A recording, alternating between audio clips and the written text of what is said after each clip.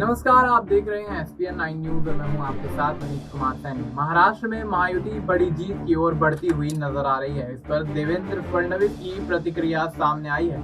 देवेंद्र फडणवीस ने कहा है कि एक है तो सेफ है, मोदी है तो मुमकिन है। इस बीच मुंबई के बीजेपी दफ्तर में एक है तो सेफ है का पोस्टर भी लगा दिया गया है। गौरतलब है कि इस नारे ने भारतीय जनता पार्टी को जीत दिलाने में काफी अहम भूमिका निभाई है। देवेंद्र फडणवीस के नागपुर से धर्मपेट स्थित निवास पर जश्न की तैयारियां चल रही हैं। जानकारी के अनुसार देवेंद्र की मां ने उन्हें फोन कर जीत की बधाई भी दी है। देवेंद्र के घर में जश्न का माहौल है। भारतीय जनता पार्टी अभी 127 सीटों पर आगे चल रही है। अगर बीजेपी 120 से ज्यादा सीटें भी जीतती है तो यह एक बड़ा रिकॉर्ड होगा। आपको बता दें कि इस बीच फडणवीस के मुख्यमंत्री बनने को लेकर भी चर्चाएं तेज होती गईं।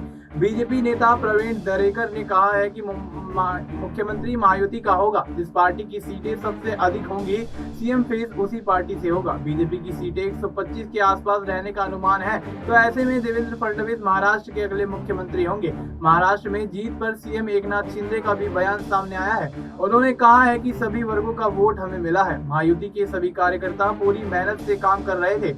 उन्होंने हमें ऐसी विजय दी है जो कभी नहीं हुई।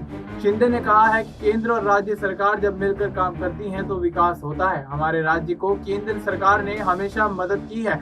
अब ऐसे में महाराष्ट्र के अंदर जो सियासी समीकरण निकल कर सामने आ रहे हैं, उसमें कहीं ना कहीं महायुति की एक बार फिर से जीत होती हुई नजर आ रही है। और ऐसे में भारतीय जनता पार्टी को सबसे ज्यादा वोट बैंक मिलता हुआ नजर आ रहा है। और ऐसे में महायुति किस तरह से महाराष्ट्र के अंदर मजबूत होती हुई नजर आती है, ये एक बड़ा सवाल बनता हुआ नजर आता है। क्योंकि महाराष्ट्र के अंदर विधानसभा चुनाव के प्रचार प्रसार के दौरान एमवीए का पलड़ा भारी दिखाई दे रहा था। और एमवीए का पलड़ा भारी होने के चलते उद्धव ठाकरे और संजय राउत महायुति गठबंधन पर काफी हमलावर दिखाई दिए। और ऐसे में उद्धव ठाकरे अपनी सरकार बनने के साथ साथ अपने सीएम बनने के दावे भी करते हुए नजर आए। तो अब ऐसे में महाराष्ट्र के जो चुनावी आंकड़े निकलकर सामने आ रहे हैं, उसमें क्या ये मान लिया जाए कि अब महाराष्ट्र के अंदर एक बार फिर से महायुति सत्ता पर काबिज होती हुई नजर आएगी। और एनडीए जिस तरह से दावे करती हुई नजर आ रही थी, उसके दावे यहाँ फीके पड़ते हुए नजर आएंगे।